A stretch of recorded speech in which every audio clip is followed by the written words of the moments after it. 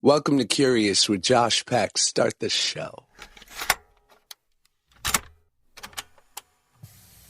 The Curious Podcast is brought to you by me. Just kidding. This podcast is brought to you by just me. It's just fun to say stuff sometimes. Welcome back to the Curious Podcast. How is everyone? Hope you've had an incredible week, an incredible life. Really, hope you're just flourishing and thriving in ways you could have never imagined, and maybe also in ways that you have imagined. Because sometimes it's nice to fulfill the things you've thought about, or if you're Canadian, about. What's going on in the world? France just won the World Cup. Congrats, France. I extend to you the French version of Mazel Tov, whatever that is. Magnifique.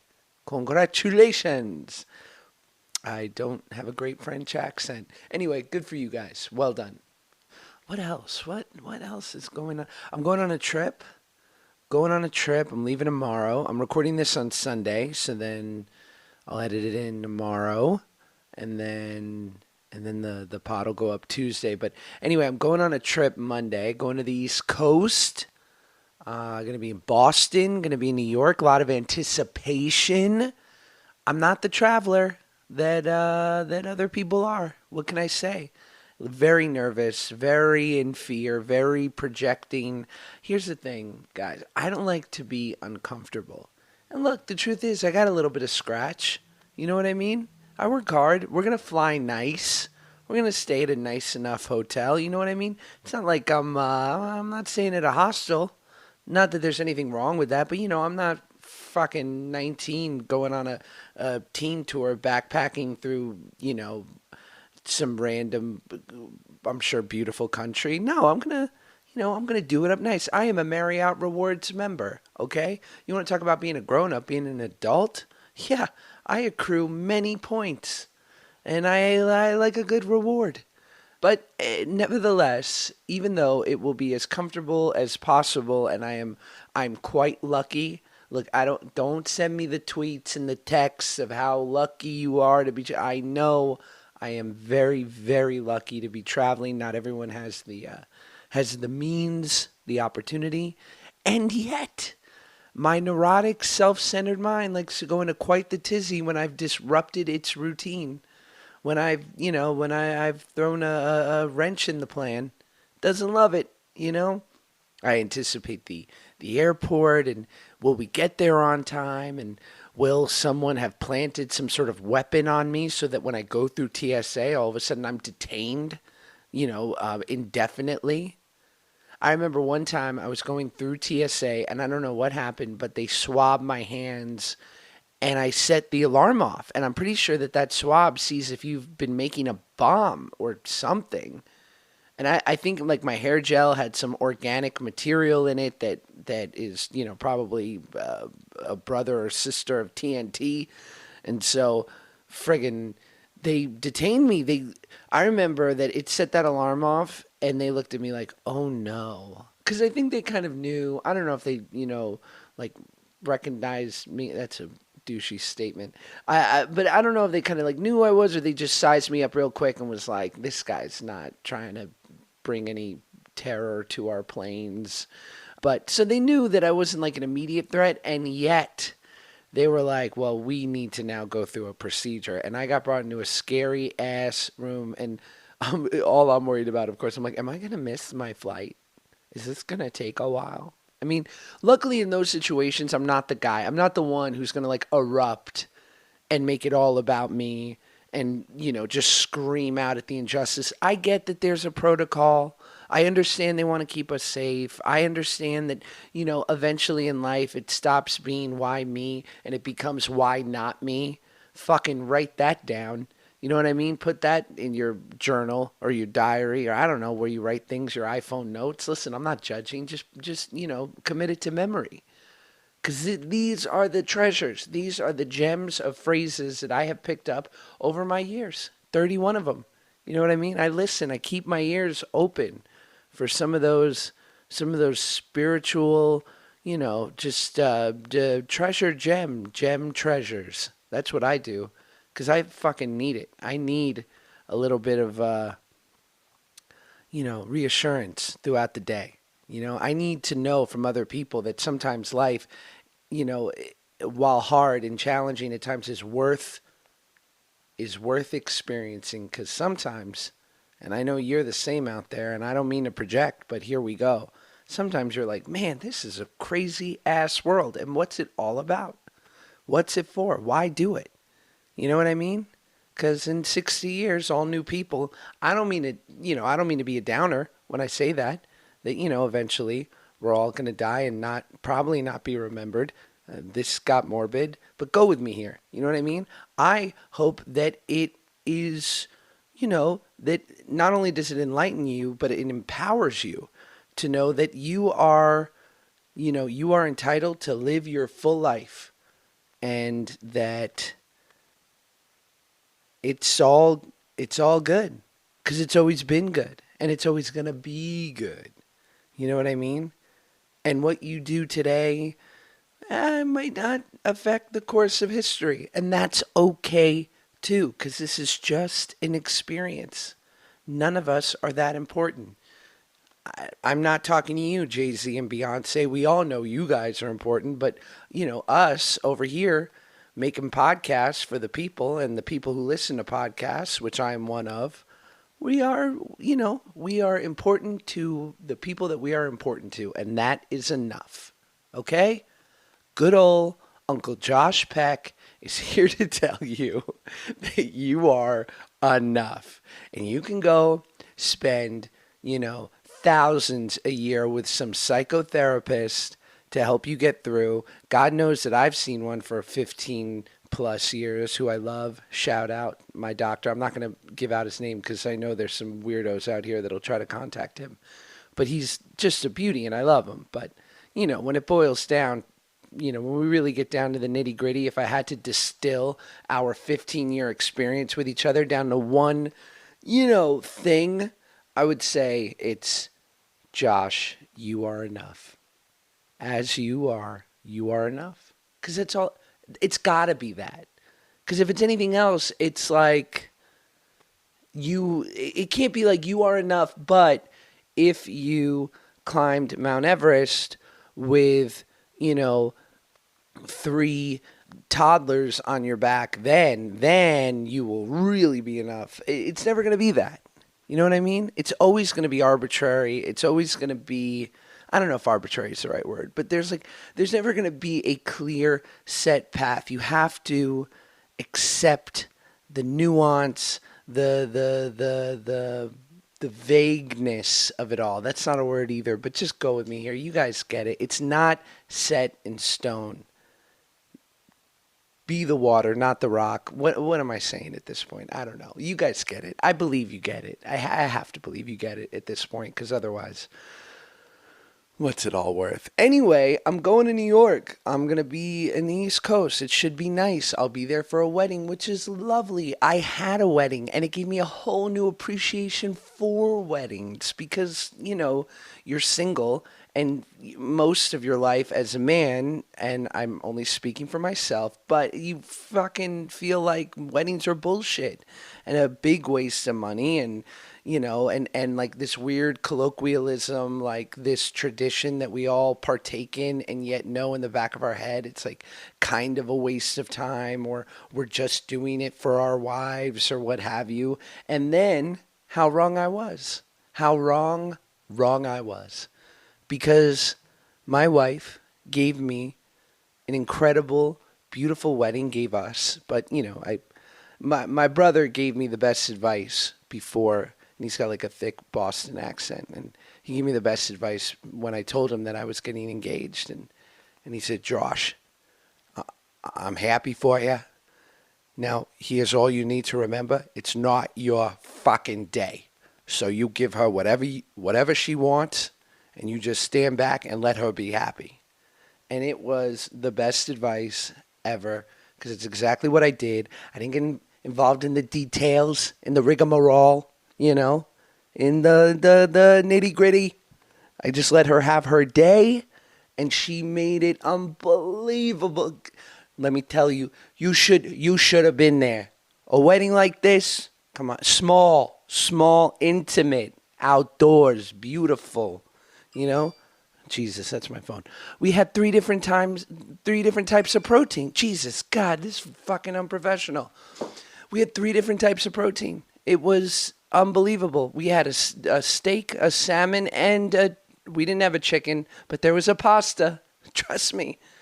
You know, and it revealed to me how beautiful a wedding is and how incredible it is to get married in front of your family members and the people who love you most.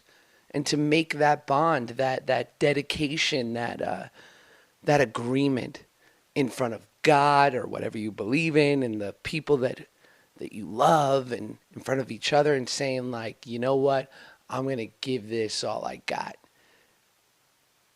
and let's see what happens. Let's roll the dice. Let's buy property together, make some kids. Be, semi-annoyed with each other many days, but also love the shit out of each other. And I'm so glad I had that experience. And I can't believe this tirade has not stopped yet, but there's like a catharsis going on here. I feel great about it. I hope this is okay. And if you guys don't like it, well, what am I going to tell you? You knew what you were signing up for. You know who I am.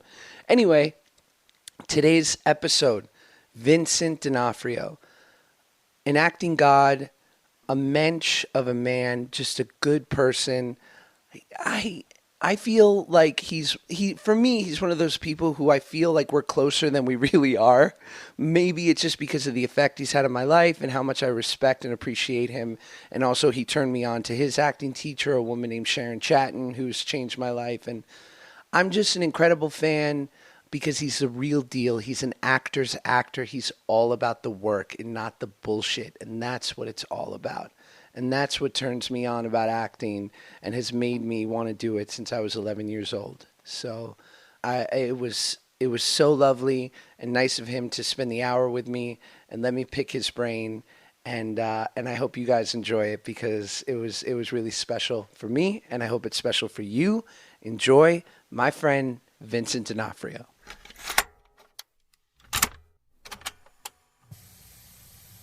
My buddy Dax does one too. I know. He just started. Armchair, yeah. I know. He's killing it. Yeah. It's like in the top 10 podcasts. Oh, it is? Oh, yeah. Oh, I didn't know that. He's had some good guests. Yeah. I mean, when you can get, Katie Couric and Right. his wife and Ashton Kutcher for your first couple, it's not bad. It helps, yeah.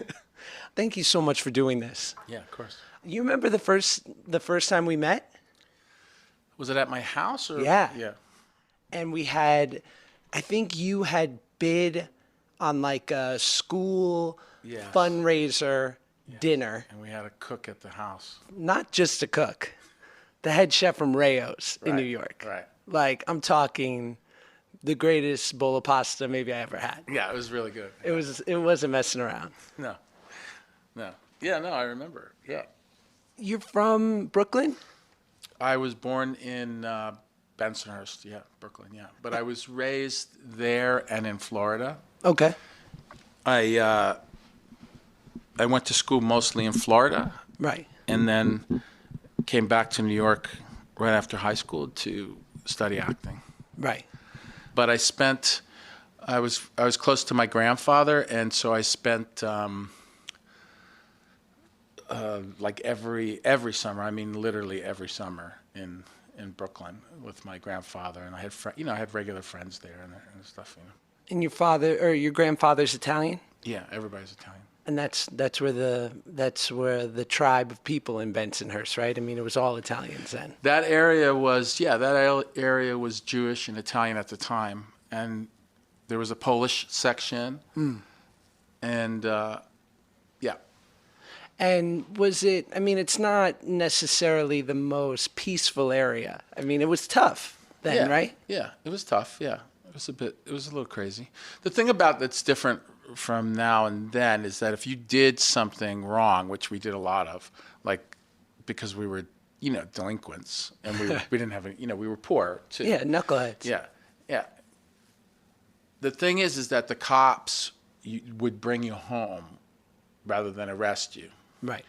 Because they knew that if they brought you home, you were going to get in enough trouble, But but we're not talking about like armed robbery and stuff like that. We're talking about like stealing a car or stuff like that. You wouldn't get arrested. You would get brought to your house and say, this dope was caught in Right. a car. Petty It wasn't offense. his. And Because the whooping you were going to get from yeah, whoever was going to be just as bad. yeah.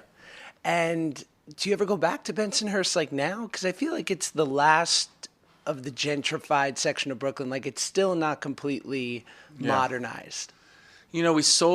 They sold my grandfather's house. My dad and his sister sold my grandfather's house after he died. And so there hasn't been a lot of reason to go over there, especially 18th Avenue and 65th Street. It's such a specific area.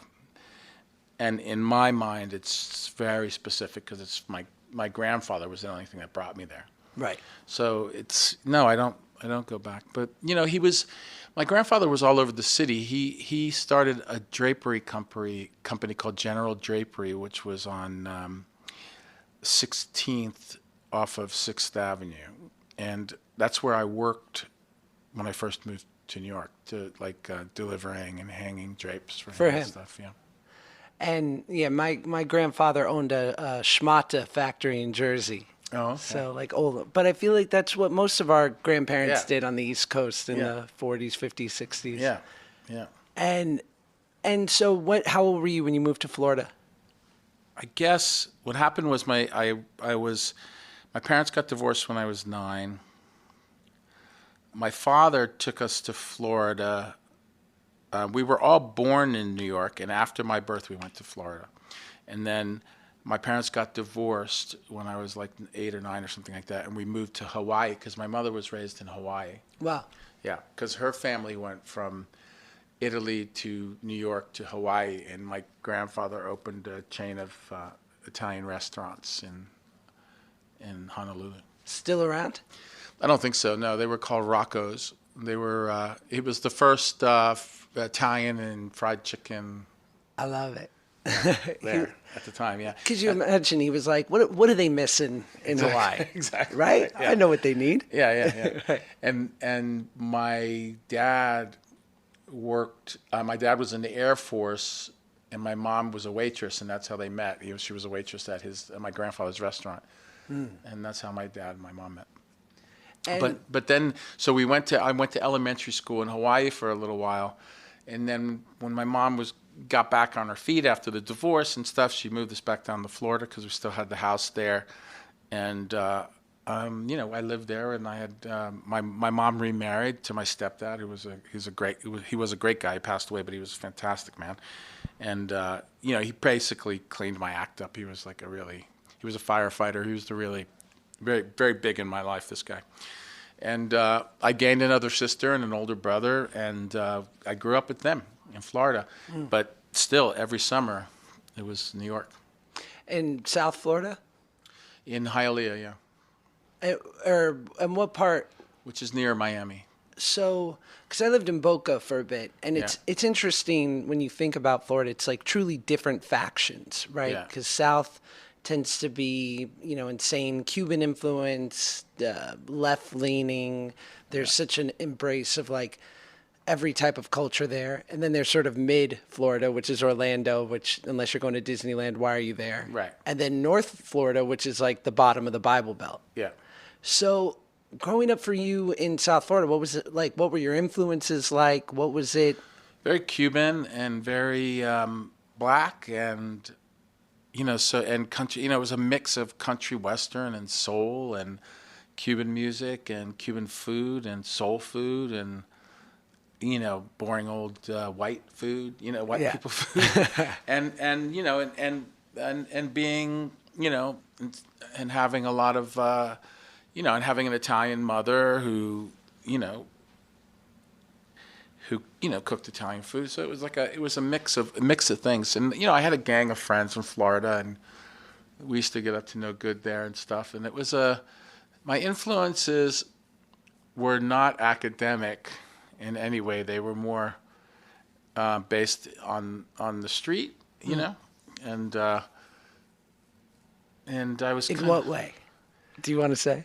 Well, Just running around. It's just that we used to get up to we would just get up to no good. We were constantly fighting and constantly, constantly getting beat up and constantly fighting back and constantly beating other people up. And, there's a lot of those kids didn't survive. A lot of those kids did stupid things and, ended up dying, from back then.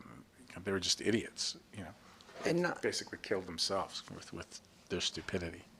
And not to project in any way, but was it just sort of like the kids that you ran with and a bit of a victim of circumstance? Or did you ever realize later on you were like, I was probably trying to fill this part of me, this hole inside? Or Well, my mom, before we got married, before my mom got married, that's when all of my stuff started, because my mom had to work constantly to support. She had 3 kids. I had 2 older sisters and me, so she had to support the 3 of us. So she was constantly working, like all the time, a waitress. So we were left to our own, and so there was no. She didn't push us towards education, or, in fact, nobody in our family was pushed towards any education. We come from a very blue collar, and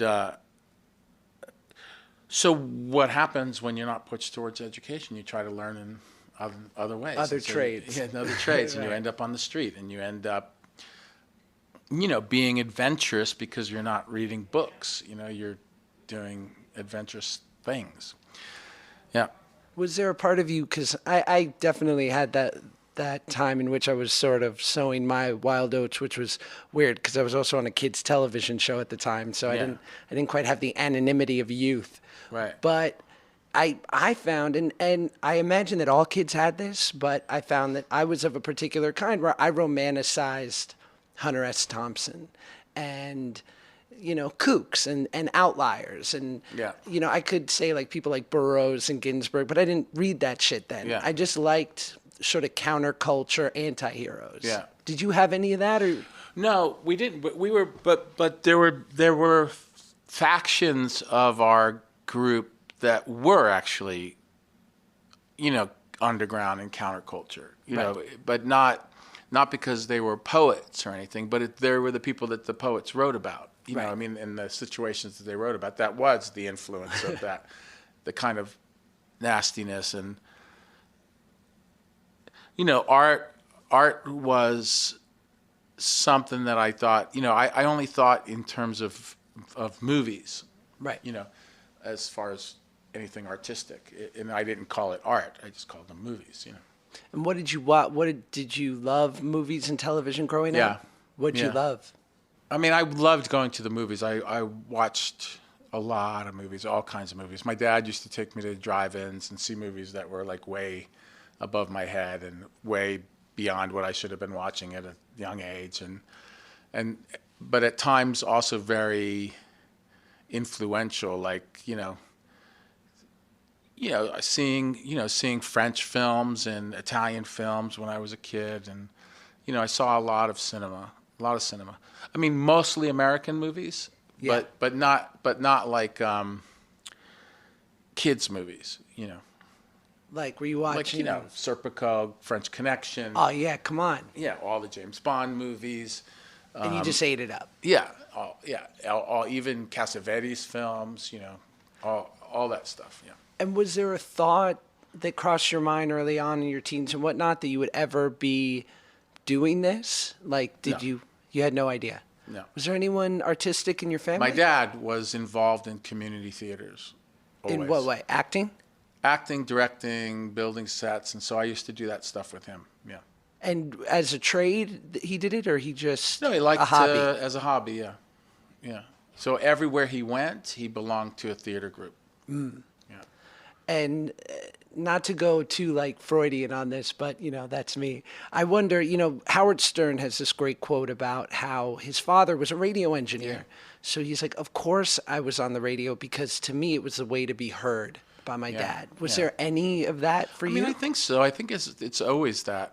I think, the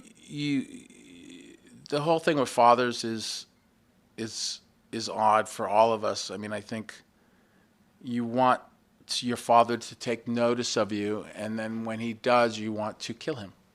Right. Yeah, that's what all sons want to do. And I think that we all want to kill our fathers, and so it's. But first, you have to be noticed. Yeah. So for sure, it was that. I mean, I ran lights. He did Streetcar. I ran lights during Streetcar for his performance, and I didn't run lights, but I did the lights, and I did sound for View from the Bridge, and he used to do this play, The Rainmaker, a lot, over and over again. Like whenever he would go to a new place, they would do Rainmaker, and he would always play the lead character in it and stuff. That was like his favorite part. But he wasn't a good guy. He was sleeping around, and he was awful. He's an awful guy. Sure. But I didn't know it at the time. So I was just building sets, and I learned how to, how to build a set and run lights and run music and understand the structure of a play and understand how plays are written, and it's a different when you approach. I'm sure you know this. I'm sure many actors know this. Is that when you approach theater from a tech point of view, it brings you in a very interesting way because you come. It's sort of like coming from the floorboards up rather than walking onto the floorboards. You're sort of you build the floorboards first. Right. And it's a different approach. And then eventually, if you do end up acting, you came from building what you're standing on. It's like your foundation. You sort of built it for yourself. It's an interesting approach. I've talked to other actors and actresses that started as techies when they were kids, and rather than acting through high school, I didn't do any of that. Right. But I did, in fact, build sets at my dad's community theaters, and he did them in Florida, he did them in Colorado, he did them here and there and everywhere, And I don't know. Yeah. So I think he has a lot to do with why I'm an actor. But then you realize one day, well, what was I going to do if I didn't do this? Like, what would you have done? Well, that's Do you ever think about that? Yeah, I mean, as much as anybody else does. I mean, were you good at anything else? I mean, I'm a natural artist. I can draw. I've never taken a class or anything, but I can just. So maybe you would have ability. Figured something out that way. Yeah, maybe something like that. Or, I love to teach. So it's like maybe I would have been a teacher, an art teacher or something like that. Probably something like that. If I would have had the nerve, if I would have gotten up enough nerve to actually go into a school and get a degree, but I was very antisocial for many years of my life, and so that would have been a tough thing for me to do.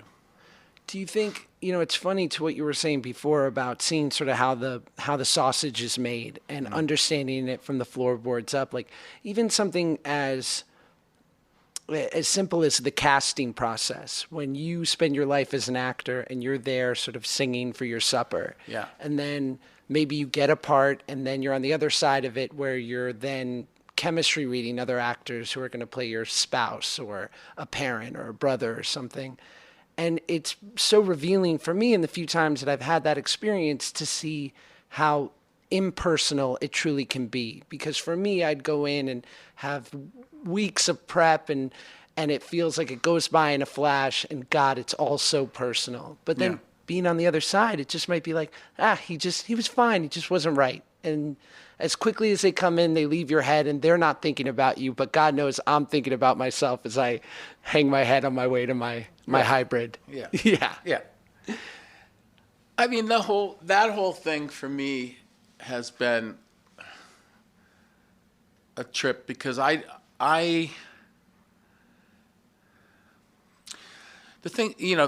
friends, the people that are close to me, actors and actresses that know me super well and have done for a long time, they are definitely, I am in awe of them in many ways because they have this ability to have a career, which is such a big deal to be able to know how to do it. Like, they know how to have a fucking career. Sustain. I have no idea how to have a career. still, as I'm going to be, I'm 58. I'll be 58. But you're the goal.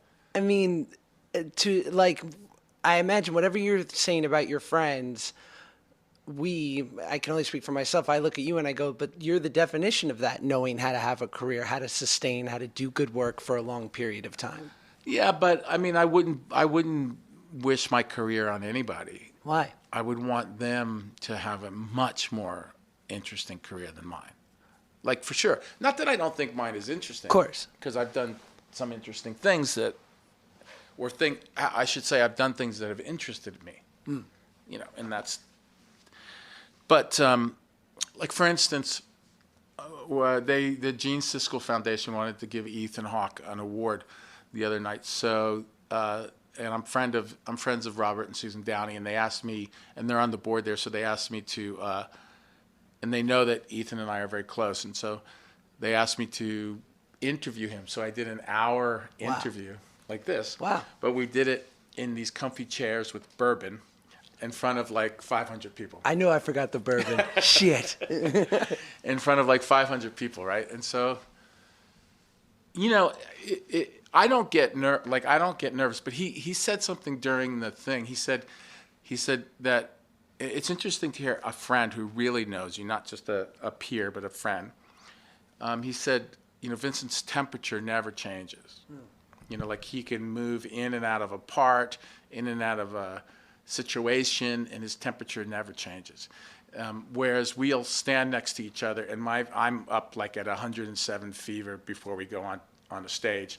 Right. And even if what we have to do is crazy, and Vincent's temperature is always the same. And when he walks out, so I'm listening to him. He walks out and he does the fucking thing. And I'm listening to him say this, and I'm thinking, I feel so like in awe of him. Really? Yeah, because he's a treasure. Like, he is an artist through and through. And he's a novelist, a painter, a singer, a songwriter, a fucking director, Totally. a writer. I mean, the guy is like a poet. Yeah, it does it all. Like a fucking poet. Creator, yeah. Yeah, man. And, some actors are bulldozers, some are tanks, some actresses are diamonds, crystals, some are just sledgehammers, and abysses, like black holes. Ethan's a poet. That's what he is. And so to do this the other night, where we just had this real conversation about our lives and about his career, it's interesting that nobody's ever said that to me, that my temperature never changes. But, it's something that I learned because of method acting, and it didn't help me be more social. In Right. fact, worked against that. And so it's all kind of tied together for me, where I've dedicated myself to method acting, and I've never, up until when I had my third child. I've been married for 21 years now. Right. It's awesome. And I'm 1 year in. oh, nice. I'm a fan. Actually, my anniversary is on Sunday. Nice. So. And you met my wife. Yeah, so lovely. Yeah, she's so lovely. And she's, the best thing that ever happened to me. And so only now have I started to understand what being social is, even in this late stage of my life.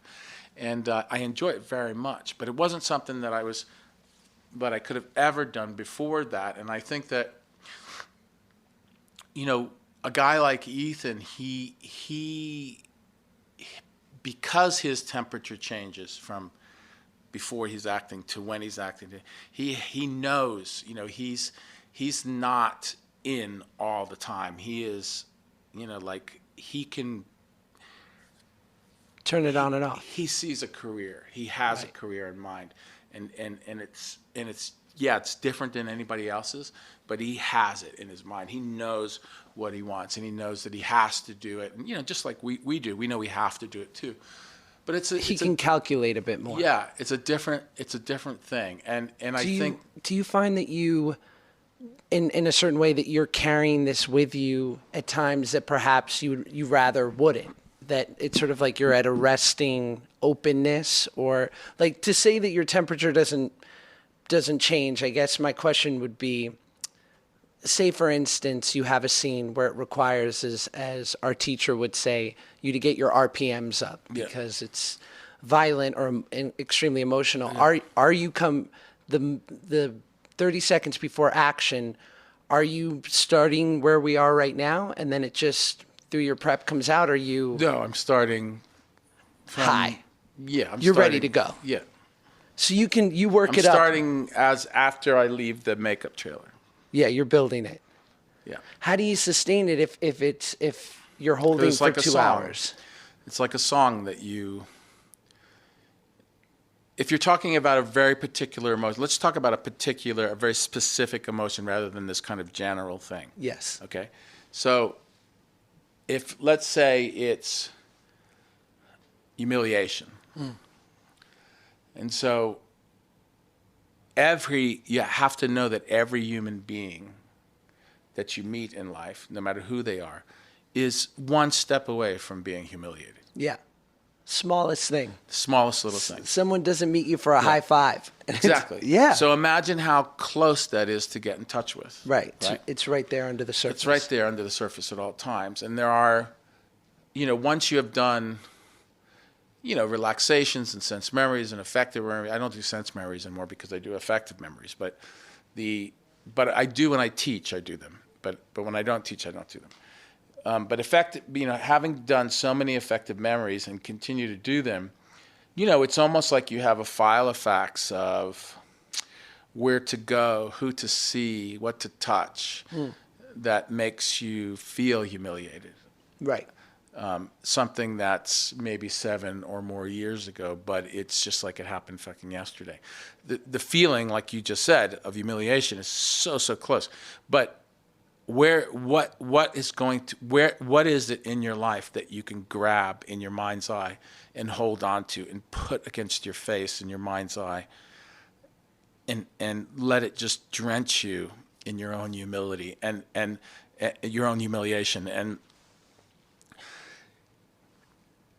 so after doing this for a long time, you do that. That's what you do. And so you start and I start in my dressing room, and I make sure that even if I have to talk out loud, I make sure, I just say, I'm open to anything. Like right now, I'm open to anything. You're a vehicle. Yeah. Like I could be slaughtered by a child right now.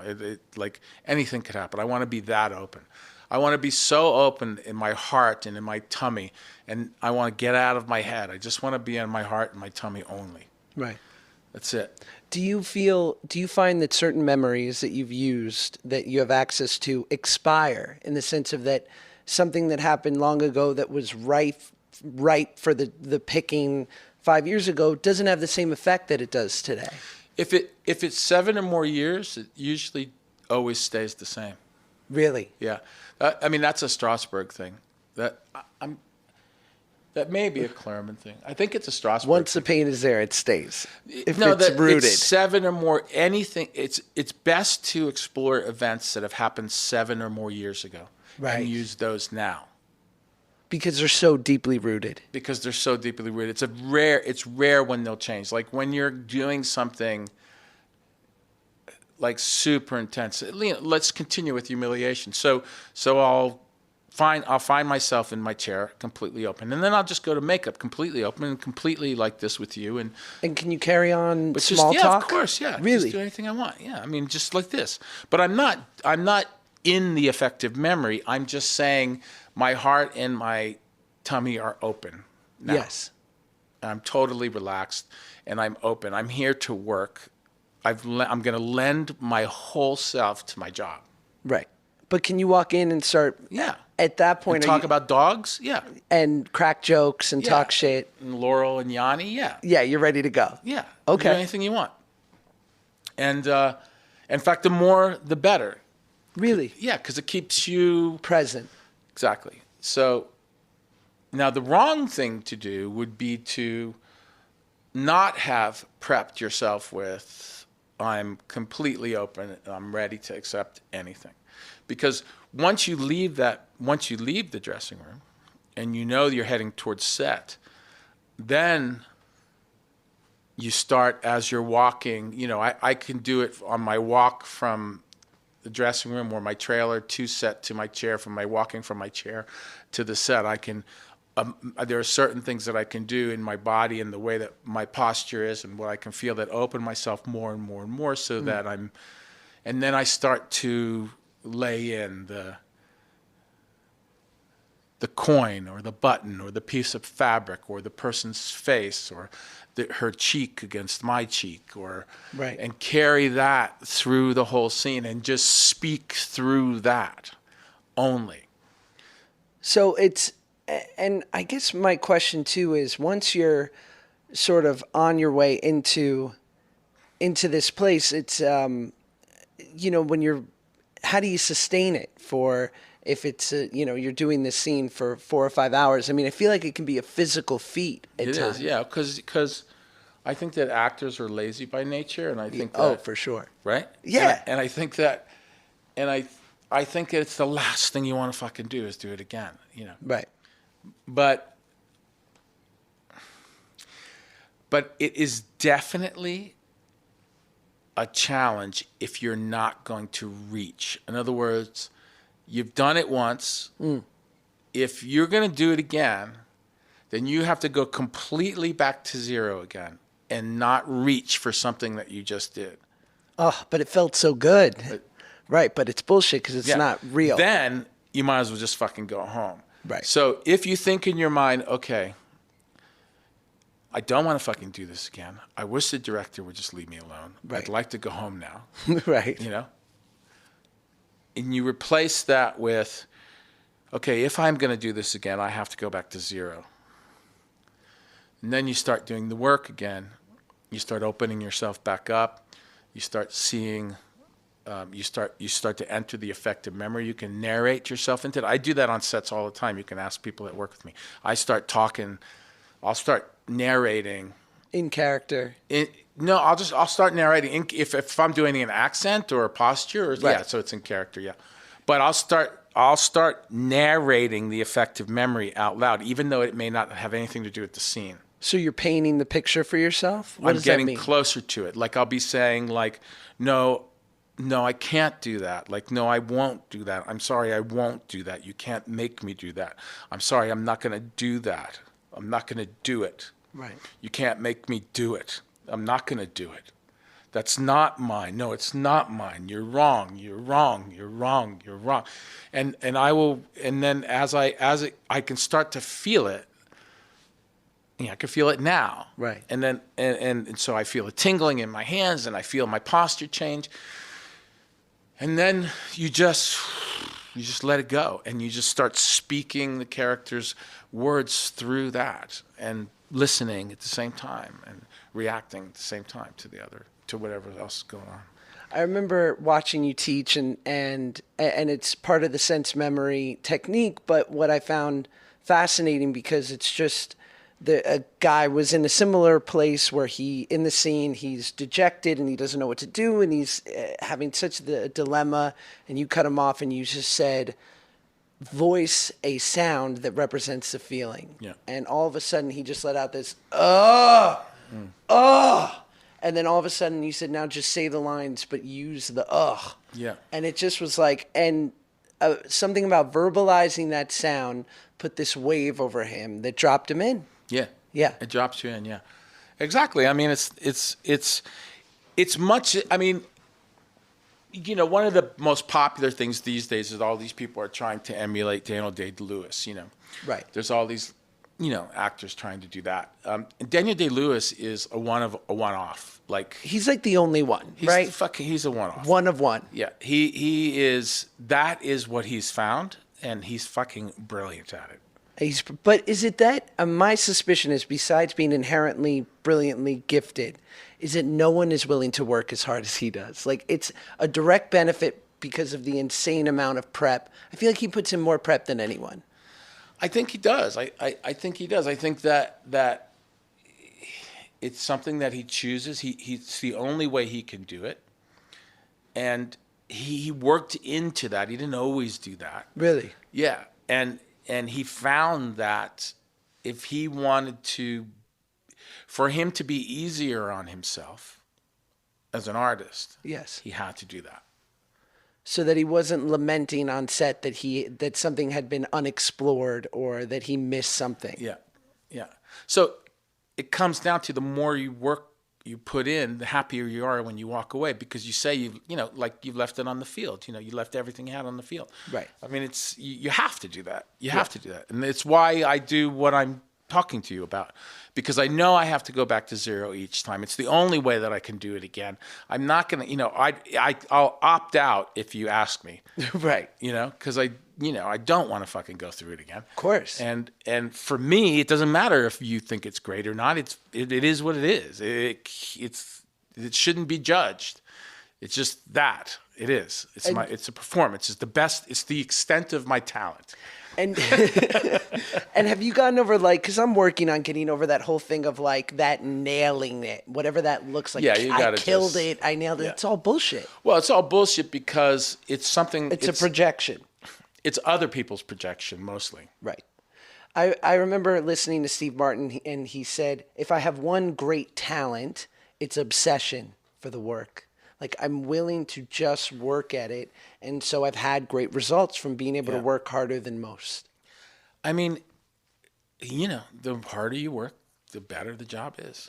Right. Yeah, the better time you have doing it, and the more in you are. I mean, it's like a scene that's full of joy, like a scene that is like hysterically funny, but like, I mean, that the people are going through, their reaction to a situation is so almost to the point of like blissful. It's so funny, right, and entertaining for them.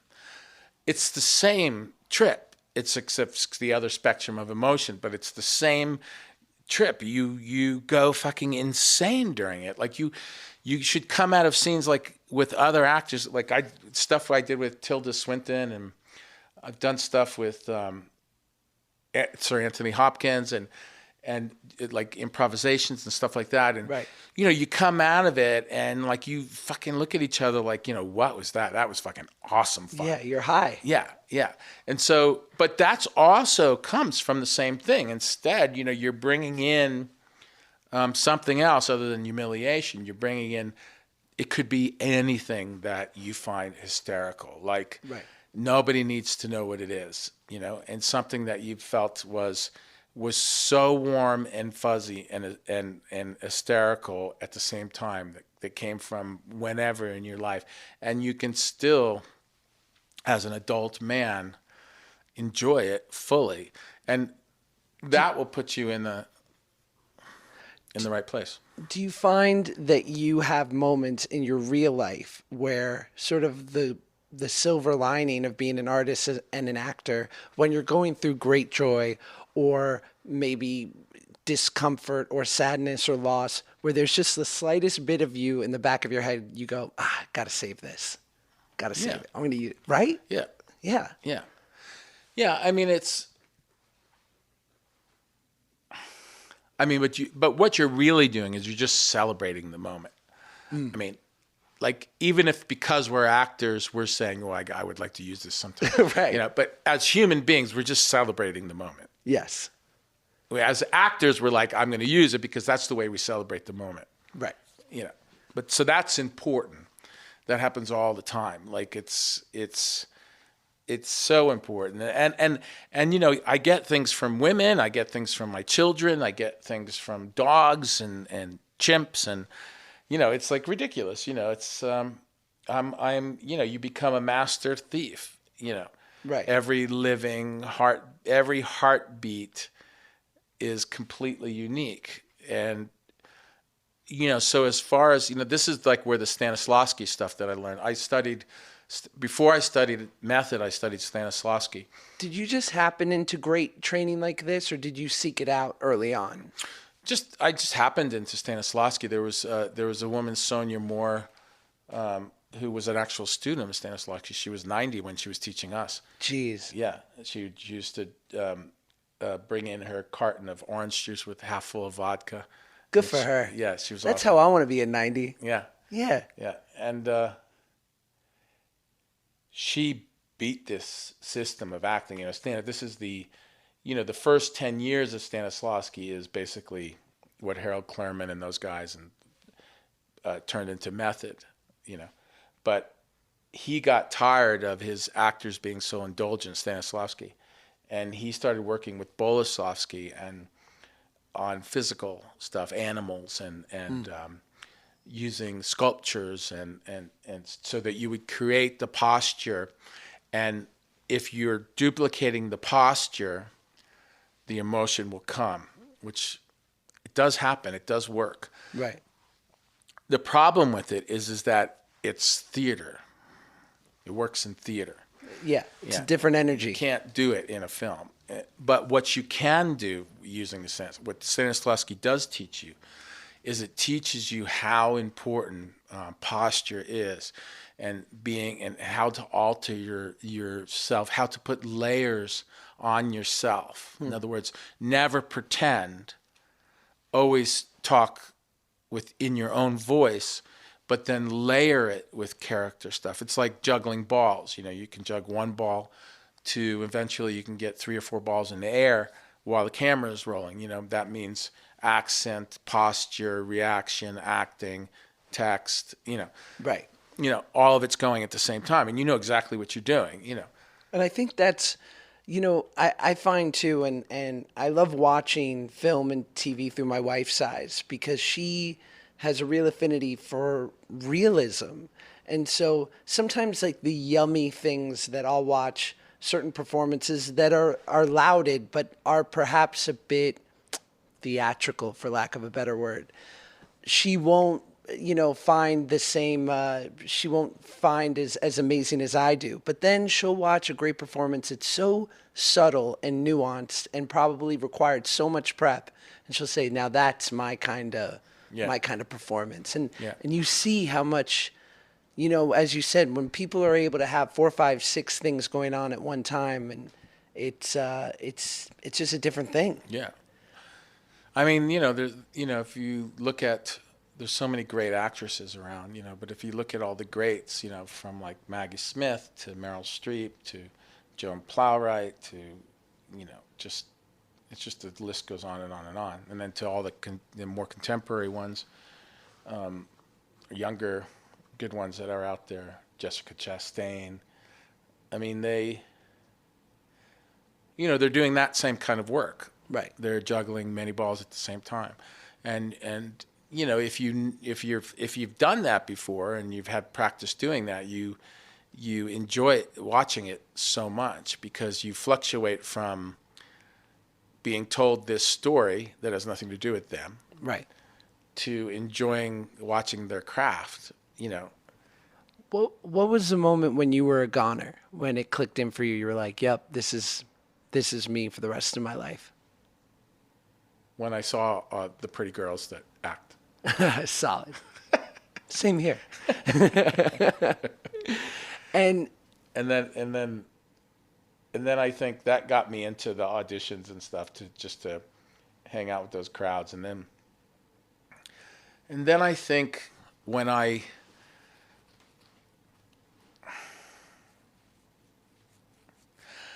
don't know, I got Full Metal Jacket, right? Right. And I called Sharon once from England, and I would call her every once in a while and ask her, I'm 24 years old, and I'd ask her, like, this is what I'm doing, like, this is the work I'm doing, this is the nursery rhyme that I'm using, and this and that, and does this all sound, like I'm, on the right track? And she's definitely, she'd say, go to some museums and, watch documentaries on this and that, and she'd give me advice and stuff like that. And all she did, all those things were like her reminders of, remember, there's all these other things you can do. There's many things you can do to prepare for this part. It's not just you and the text. And you sent tapes to audition for Full Metal Jacket, right? Yeah. How many tapes? 3. the first one, which was a monologue from a play I was doing at the time, and then So nothing from the script. They just wanted to see you the act. third one was he wrote. It wasn't from the script, but he wrote 2 pages of words with no punctuation, and he said, "Film it and send it back." Now you have to remember that back then the cameras were this fucking big, and you had to carry a deck, Right. So it wasn't a fucking easy task for a 23-year-old. Yeah, it wasn't a self-tape on your phone. No, it was me and my buddy Steve Marshall, who, we were both in a play at the time, but so we rented, this fucking huge camera and set it up on 10th Avenue and 26th Street, and I sat on a stoop and we shot it, and we shot him. You did it outside. Yeah. And was that a Kubrick thing where he would have you just read from a play first, like nothing from the script, or it just happened to be? No, for you? they said send a tape of something, so I just sent it. I just figured And then what's the feedback from your first tape? Send another one? So about 3 or 4 weeks passed, and then he called me directly, and Are you bugging out? Are you like, oh my God, it's the I dude? immediately hung up on them. I had no. Really? Yeah, because at the time. Hello, Vincent. Yeah, it was. Yeah. No, he's not British, But He's a Jew from the Bronx. This which completely threw me off because I thought that he was British. Right. And so this is what happened. I at the time was a bouncer. I was a bodyguard and a bouncer when I was that age, and I used to bodyguard for rock stars and other actors. Right. Danny Aykroyd and many people. And but all the bodyguards I worked with were cops and firemen, and they were all moonlighting and stuff, and we were all close, and they would fuck with me all the time. So I thought, and they knew everything that I was up to because they knew I was the only actor of the bunch. Our bodyguard actor. So I get this call, and they, You're like, it's that's just Aykroyd. them. Yeah. Not No. Aykroyd, but one of the bouncer, one of the One of your bodyguards. buddies. Yeah. And I'm like, fuck you, like that. And then they immediately called back, and it was Leon Vitale, who was his right-hand man. And then, Stanley gets on the phone, and he says, I want you to just, he said, this is, it's going to be tough. Can you put on 10 pounds and then take your shirt off and sit on the same stoop outside and just talk about yourself for a bit, where you're from and stuff like that. Jesus. Yeah. And I said, yeah, okay. And at this time, are you pretty lean? Like, are you? Yeah, I was like super, super thin. Yeah. Gotcha. I was like, yeah. Yo, guys, I'm sorry to interrupt. Look, I'm going to make this quick, and we're going to get right back to the podcast. Because, look, I mean, I wouldn't let you down. Uncle Josh doesn't do that to you. You know what I mean? I make a promise, I keep it. So let's go. Did you know that every single episode of Curious is now on Spotify? Yeah. The same app that has millions of songs now also has thousands of podcasts. Look, on Spotify, you can listen to all your favorite shows and discover new ones. Just not too many. I get jealous. But look, all you got to do is subscribe to our show, search for Curious, tap follow, and get every new episode delivered to you. Podcasts on Spotify, they're streaming right now, and now, and now. Let's get back to the show. Who are you? We know that somewhere in the world someone downloaded this podcast, but we don't know anything about you. The people who support this show would love to know just a little bit about who is listening. If you have 2 minutes, it really does only take 2 minutes, help us make the show an even better experience for you by telling us more about yourself. Just go to listenerq, listenerq.com/curious and take the short survey. You can also give us direct feedback on the show, which we would love to hear. And as a thank you, you'll be entered into a drawing for a $100 Amazon gift certificate. Yeah. 2 minutes. listenerq.com/curious.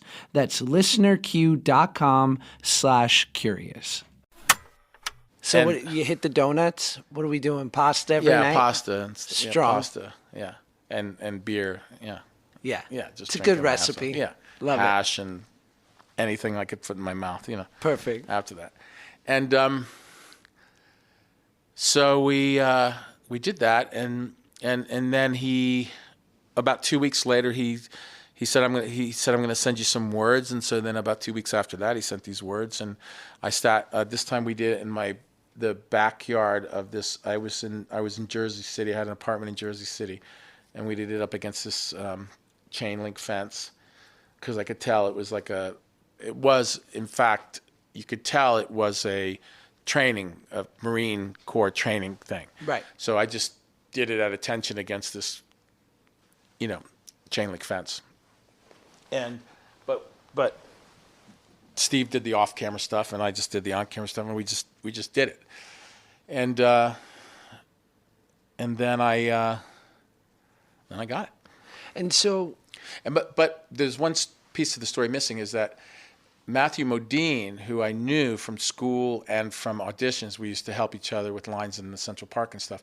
He had got the job already, and I was doing the front door at the Hard Rock Cafe when it used to be on 57th Street, and he was walking by with his wife one day, and I said, "Hey man, what's up?"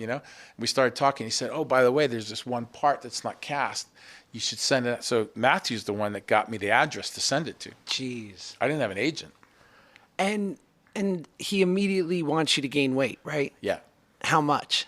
30 pounds. And then when I gained the 30 pounds, I just looked like I could kick everybody's ass. And so I had to put on eventually almost 80 pounds, just about 80 pounds. Was that the worst or the best? It was the worst. It was the worst, right?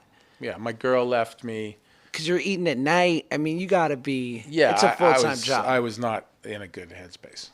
And at that time, But it was free food because I think I had a Warner Brothers credit card and I had a flat in London and dude, it was like amazing. No better food city, really. I mean, if you want to gain weight, right? Like that's the shepherd's place. pie and shit. All that shit, potatoes and cheese and dairy. And at this time, Kubrick's like anointed, right? Like there's very few. I mean, he's on the Mount Rushmore at that time. So is that intimidating? Are you like, fuck, like my first big gig? No, he was very nice to me. I went and I saw him in the distance. They were shooting the Vietnam stuff first. And I saw him in the distance. I saw him, and I didn't know about monitors. And, he was like one of the first guys to use a monitor to watch playback. Yeah. And, back then the monitors were like about that big, maybe about like that big. Small. But they were super long, because they had all this stuff. Technology behind it, right? And, they had television tubes and back then, still. It's real shit. Yeah. Yeah. So he's sitting, and I see him, and I go up to the first, and I say, "Can I meet him?" And when I said that, he turned and he looked at me, and he waved me over, and he introduced himself, and he said, "Sit down, watch this with me." And so I did, and he would ask me what I thought, and should we do it again? And I'm like, "Oh, well, yeah, Jeez, do it again." you're like, I'm a bodyguard for the Hard Rock Hotel. Yeah, exactly. like the Hard Rock restaurant. Yeah. And he was so nice to me that he goes, he never talked to me about story. He never talked to me about performance. He wouldn't note you? No, he would just say, let do you- it better. All of us, he would just say, do it better or do it faster or you missed your mark and stuff like that. He would say, you guys got to do better than that. Do you prefer that kind of note? Like that I kind of prefer direction? both. I can do both. I can do actor. The only thing that I don't like is metaphors. Gotcha. But Oh man, I feel like if I was directing and I was lucky enough to have you in a scene, I'd be like, I gotta relate something. I know, I'll use a metaphor. I'd be that asshole. I'd be like, fuck. I think that a metaphor is a clear sign that the director doesn't know what the fuck they're doing. Right. But the ones that talk about story and the ones that talk about heart and the ones that just need it great, I'm into all of that. Like I'll talk, I don't really do a lot of talking, but I like to be directed a lot. Like Really? Yeah. Like I like a director to come up and say something in my ear, uninvited, come up and say something that will change the scene for me. Or even if they want to yell it across the room, like, Vincent, you can't do that. You have to do this. I'll be like, okay, like I'm there. Like I love it. It's because if you don't fucking get my attention, I want to go home. Like my attention span is so short. Right. that if I feel like I can deliver everything in a couple of takes and then the thing is over. And meanwhile, the director she or he may think that I'm not even close, and we have many more takes to do. So, But they haven't articulated it. but they haven't articulated, so they better articulate it. But then again, if there was like someone of the Clint Eastwood school who can get it in 3 takes and be happy and it looks I'll good, go home. you're stoked. I'll go home and not look back once. And so, and what about reassurance? Like, do you want to be told after, like, that was No. great? You I don't. just I mean, leave it alone. I don't not want to be told. Right. I just Who doesn't like that? yeah. Right. Like if somebody said, "Wow, that was great," I would think, "Awesome," because in the way they're going like that. Right. And unless you do theater, you never get this. So Right. yeah, it's nice. But you hear, like, I was listening to Josh Brolin on a pod the other day talking about the Coen brothers and how he just said they give you nothing. They give you nothing. Yeah. Nothing. My editor that I'm working with is the Coen Brothers editor. Yeah. I mean, there's a lot of people like that. Paul Schrader is like that. Paul would say to Ethan, "Do you think you can do better than that? Because if you can't, we're done." Wow. And Ethan would go, "No," or "Yeah, give me another one." And I feel like it's a pretty clear, if you've done the work, it's a pretty clear decision. Like, yeah, there is something there, or no, right. I've Those put it kind out. of directors that we're talking about right now Yes. are the ones that will fire you if you suck. Which is almost better, right? Right? Yeah. I mean, sometimes this is so wrong because it's my responsibility, which I've learned more and more with doing more work with people like Sharon. But I've watched certain takes of scenes that have made it to the final cut and thought, what were you thinking? Why didn't you tell me? Like, why did you say anything? I'm like, oh, how could you, like, just the slightest adjustment of like, don't do that. And I would have been like, gotcha. Thanks for looking out. I know it's crazy. That's their job, But a lot of directors don't want to get in the way of actors because sometimes actors don't want them to, So, Right. You know how it is. Crews are taught not to put their hand in the cage, in Right. our cages, and so it gets like that. But directors sometimes feel a little weary of that. So, I make it clear to the guys and girls that I'm working with that they can say anything to me at any time, and I will never, I even to the continuity girl or guy that's on set, man or woman, I'll come over as much as you want. Speak the line out to me as much as you want. I will never diss you for it. It's the one thing I love about comedy in the sense of there's a meritocracy to it. And I remember Colin Quinn said, it's the closest thing to justice in the sense that funny is funny. And if people don't laugh, it ain't funny. There's no interpretation. Yeah. So whether it's the highest paid writer or a really funny craft service guy, if somebody's got a great idea and it makes everyone laugh, like, let's try it. Yeah. Because what are we going to be precious about it? I was doing this scene. I do this character, Wilson Fisk, on Daredevil, and he's like a Marvel baddie, but he's an emotional baddie. He's not like a typical gangster. He's emotionally, everything that he does comes from his humility that he carries around.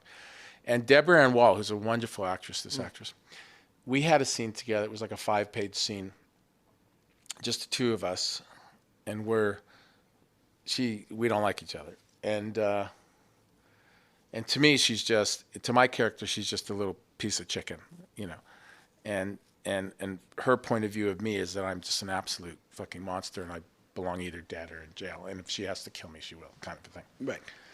And even at the risk of her own life. And like you're saying with the justice thing, with the comedy, is the same thing happens with drama, in that when we were doing that scene with the director's input, with the DP's input, with everybody, props guys and continuity, keeping us on track, and when we would do setups and we would leave the set and come back, you felt like they left the tone of the set exactly the same for us when we got back. Right. It was like justice. Yes. The feeling of that's what we're here for. That's what we accomplish. That's what we get. That's our justice.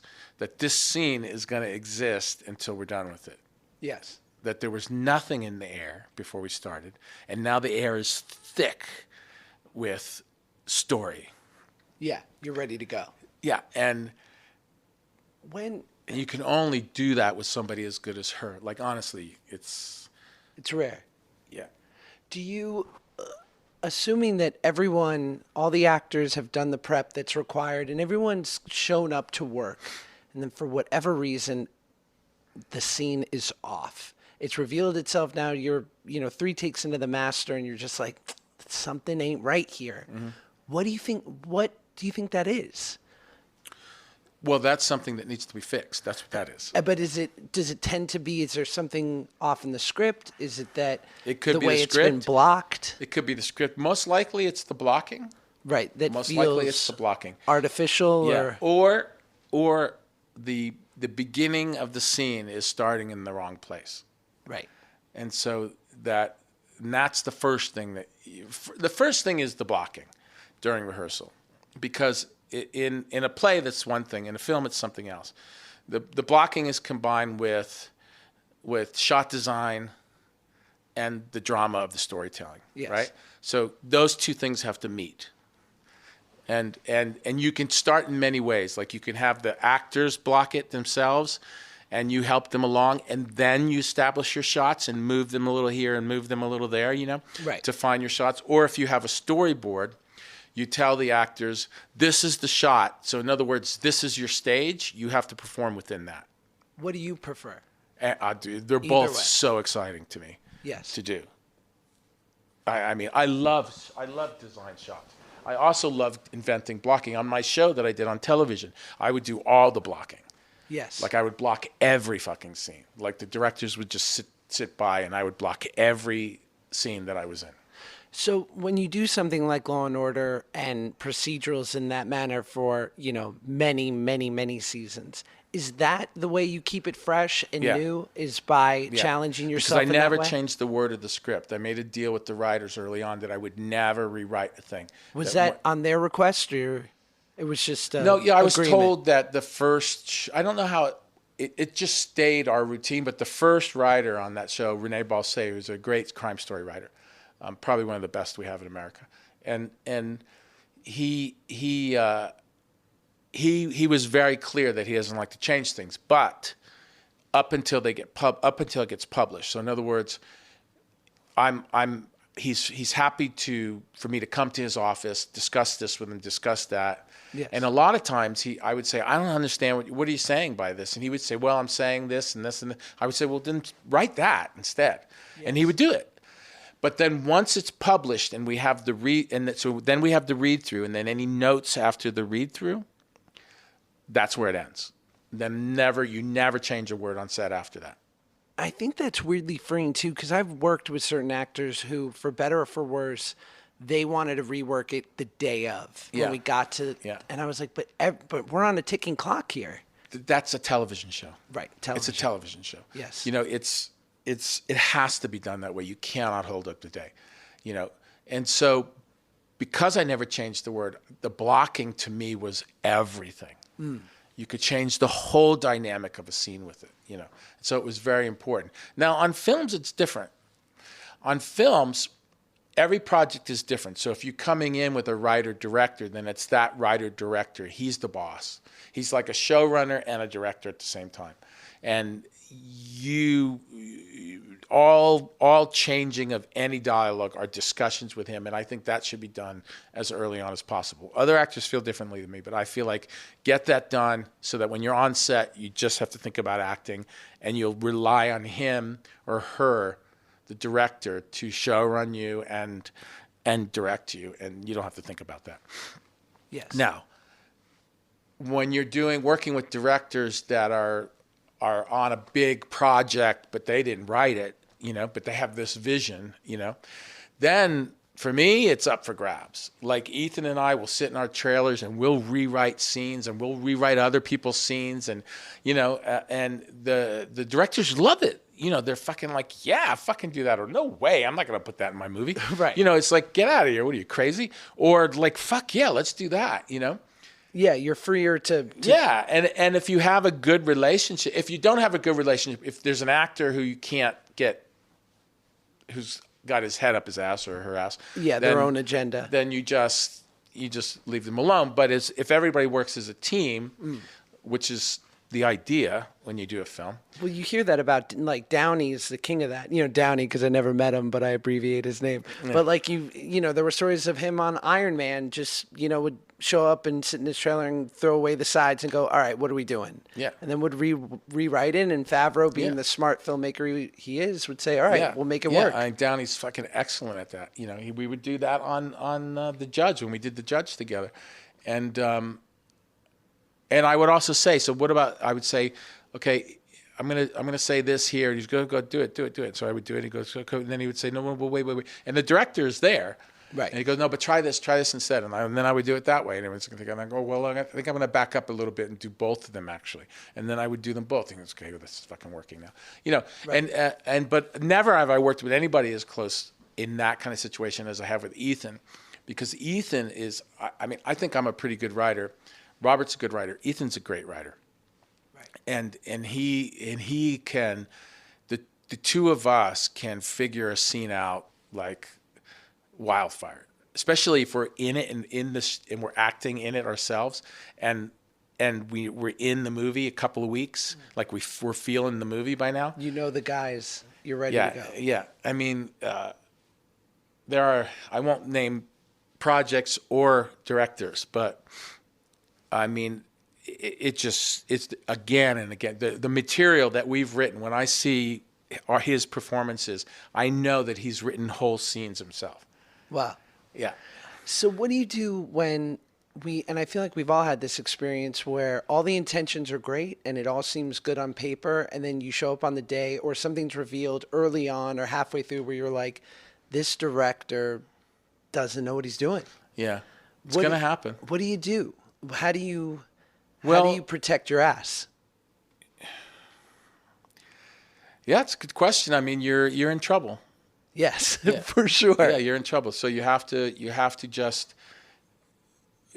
know that you have to stop acting like an actor, and you have to start acting like somebody who is a protector of the script, a knight. The script has a knight in shining armor to protect it. And you become this kind of advocate for the script. And that's the only clean and honest way out of a situation like that, without making anybody feel bad or hating the director so bad you want to kill them. Right. And just let the chips fall the way they do. I mean, there's really nothing you can do. Does it change your performance at all? It will change your performance. You're less willing to take risks, right? Because you don't trust their taste. I mean, I'm only speaking for me, but I've found that when I've truly trusted someone, I've been willing to have one of those takes that probably was a bit too far one way or the other, knowing that the one after that would be dialed in, but I needed the one before to get there. Well, that's maybe because you care too much about probably. I think it might be because you care too much about what people think. Definitely. Okay. So that's the first thing that you got to just get rid of. Yes. If you become the guardian of the script, then you approach the director and you say, look, this is the story that's being told here. This is what I'm going to do. Like, this is what has to be done. If you want me to sit over there and do it, I'll do that. If you want me to stand on my head, I'll do that. If you want me to be angry, I'll do that. Anything you want, I'll figure out a way to do it. But as long as we do not deviate from the story that we're telling. Yes. And if what they're saying to you actually, like for real, clips the story in some way or denigrates the story in some way, then you just have to put your blinders on and you have to just do it. And then they say, well, no, that's not what I was thinking. You say, oh, well, what were you thinking? And then they tell you, and then you just do it again. Right. Double down. Have to not care what they're going to think. Now, but that's so rare. Right. But it does happen. You're right. You're in trouble when that happens. By the way, they're in trouble too. Like everybody's in trouble. By the way, they're probably in more trouble. More trouble, yeah. To be honest. Yeah. And just to go back to Kubrick for 1 second, you hear stories about him in, you know, like on The Shining, and how he coaxed performances out of Nicholson, and more so, you know, Shelley. And did you see any of that when you were doing it? No. No. He just was totally affable and. Yeah, I mean, he would get pissed at actors for not knowing their lines. I mean, there was one actor that fucked up pretty bad one day. There was also another actor which I would have never expected to fuck up, did, and he got his ass handed to him. Wow. For not knowing his fucking dialogue. And it was a lot of dialogue, I granted, but we had weeks and weeks and weeks and weeks and weeks, you know, to learn it. Yes. So he had no excuse other than oops, you know. But no, nobody on that show needed a performance coaxed out of them. Everybody was young and ready, and we came from a generation of actors before us that were fucking hot, you know. Right. And we wanted to be the next generation. Like, you could not fuck with us. Like, there was not a lot of us either, as many as there are now. Yeah, you were ready to go. Yeah, yeah. And I guess, I mean, because you work with Robert Altman, and I mean, like the greats, the truly great directors, is there a through line that you have noticed, or one or two traits that they all possess that you think leads to their greatness, or why they are so good at what they do? I guess it's they've been allowed somehow, or they're somehow figured out a way to do things the way that they do them and not anybody else. That they've figured out somehow to get away with it, to be able to tell stories the way they want to, not the way they've seen other people do it, and that people trust them to do that. That's tough, man. That's hard to do. Yes. You know, you have to be, you know, you have to have thick skin, and you can't, you know, you have to have good scripts and good, you know, and luck to get that. You know, Because those two guys that you're talking about, Kubrick and even Oliver Stone and guys like that, they're all very unique human beings, and they do not make films similar to each other. Like, their approach to filmmaking is completely them. yes.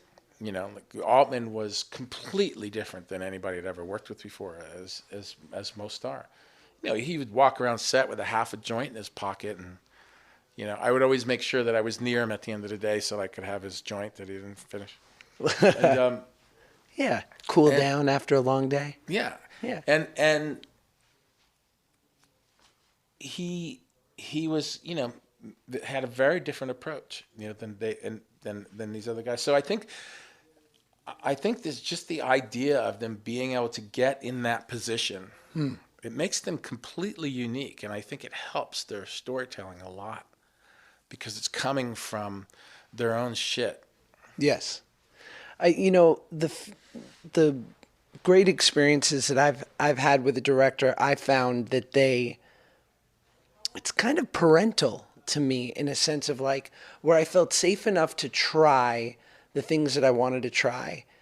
And yet I knew that there was a governing force behind me that if I went too far left or too far right, that they would just sort of rein me in, that I was like being protected, and like a parent would wants their kid to have experiences and feel emboldened to try things. Right. But inevitably they're going to make sure that they don't burn their hand or, you know, get caught. Right.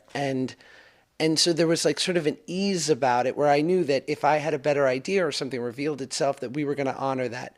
But no matter what, they had a plan and we were going to stick to that, you know? Yeah. I mean, that's a good director. Yeah. You know,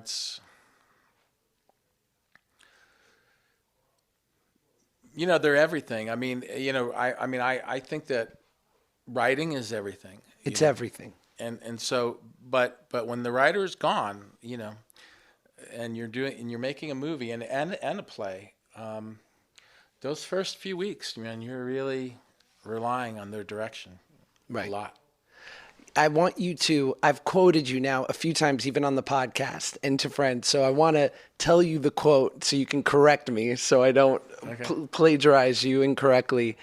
When I watched you teach in class, something you said that was such an aha moment for me was you said, there is a hook to every scene. There's an intent, a clear action for you as your character. Your job is to find it. And inherently great writing makes it hard to find because it's in subtext and nuance and in action and things that you really have to analyze to find it. But it's there. And we're the detectives. It's our job to find it. Yeah. And for me, that's been so revealing because I'm grandiose and I watch great performances or someone who just reads text and I go, why can't I find it immediately? Why doesn't it just you can't leap find out? it immediately. Right. Yeah. No, the way to it, or one of the ways to it, is to just keep asking why. Why am I saying that? Why are they saying this? Like, why? For what? Why am I saying this now? Like, why don't I say this sooner? Or why do I wait and say that? Why? Like, and try and answer that question. Like, don't pass it over. Try Yes. to ask each and every why question and try and answer it. And that will take you so close to text Yes. that you'll bump into the hook. Yes. Yeah. I'll only keep you for a few more minutes. Quickly, one thing, I don't think you get enough credit for this performance, and maybe you do, but I think because it was sort of a big action movie, people didn't really give you all the props for Men in Black, because that is a fucking incredible performance of like deep character work and a transformation of what you did for that movie. I mean, will you just give me like the quick 30 to 60 seconds of what that process was like? The process was I had to figure it out. Sonnenfeld wouldn't let me talk about acting. Before he hired me for the job, he made me promise I wasn't going to talk to him about acting during the. Why? Because that's the way he is. He's Okay. awesome. He's awesome, by the way. Yes. I just saw him recently. He's exactly the same way he was when we were working together. He's like, he wanted me to come in and do a thing for that TV show that he does now, the Netflix thing. He does the series of unfortunate events. Yeah. Yeah. And he wanted me to come in and do something, the final episode of that, but I couldn't because I was doing this other thing. But anyway, so I love him to death. But no, I did actually have to agree to that we were not going to speak about acting. So I had to go off and invent this alien guy, this alien that took over this body. And so, I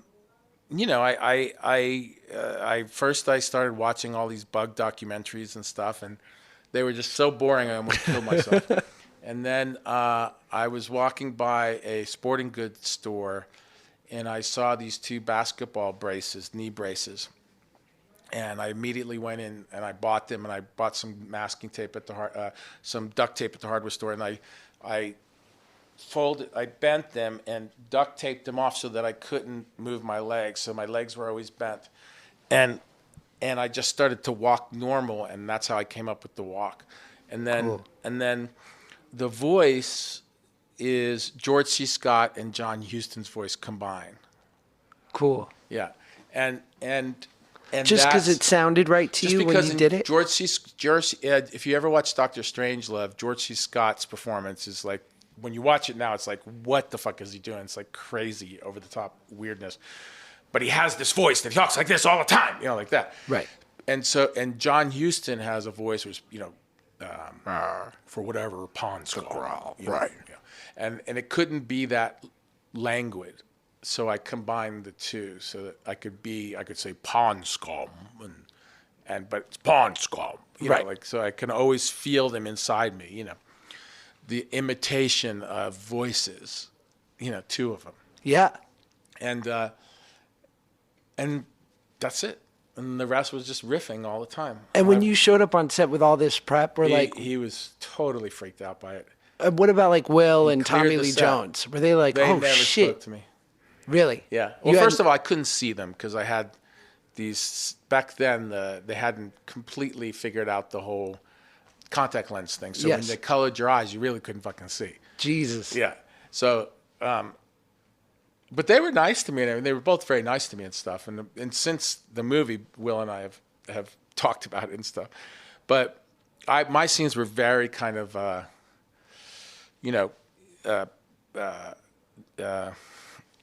different from other scenes. Like when it was the bug day, we would just do that.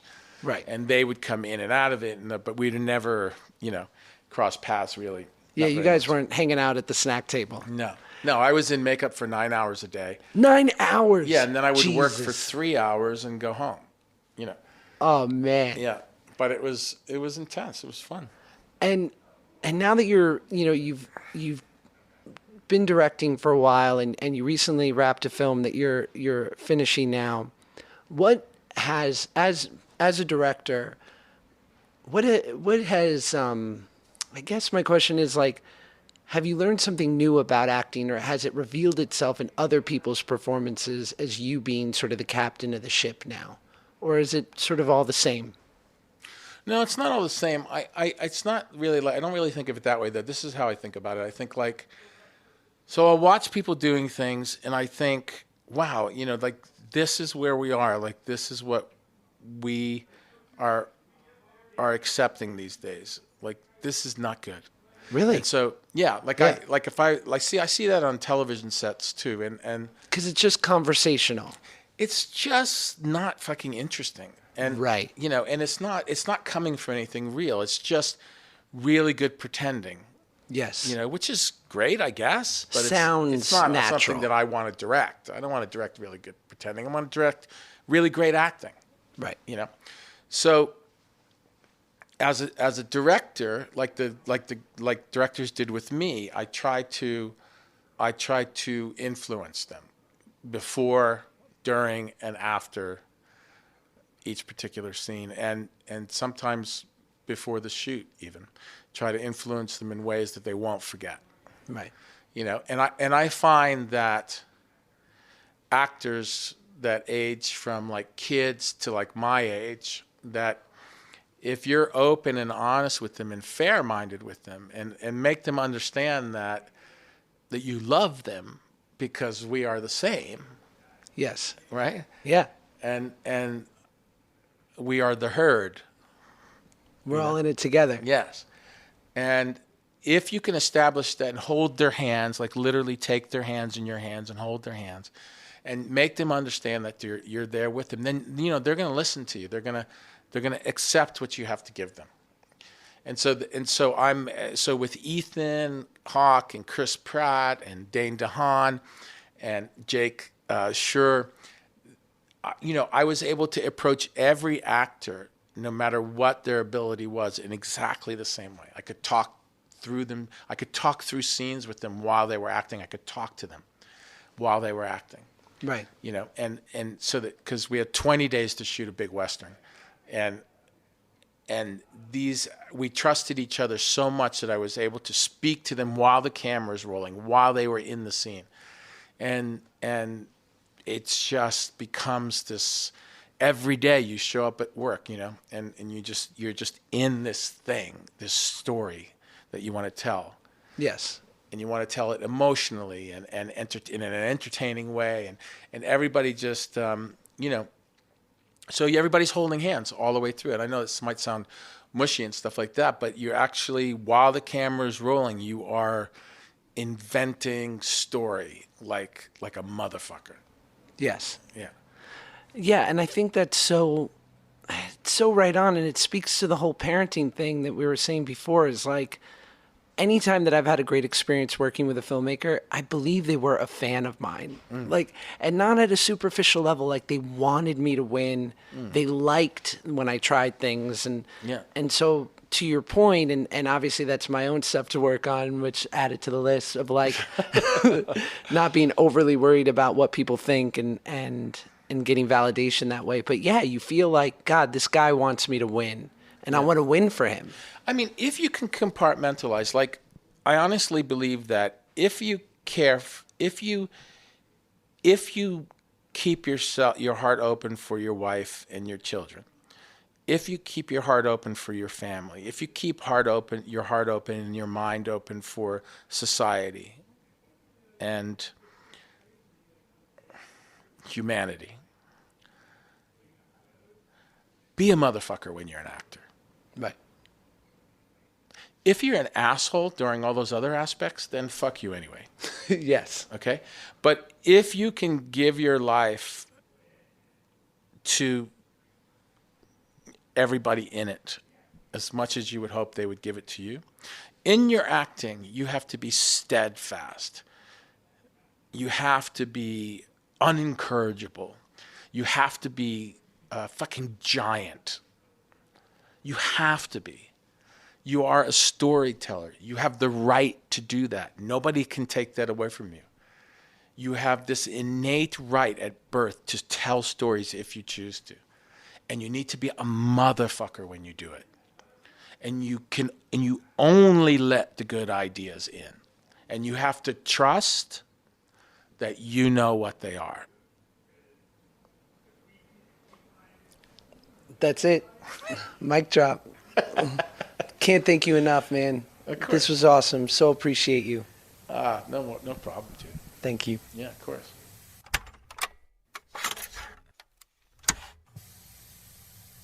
That was it. That was Vincent D'onofrio. Dude, thank you.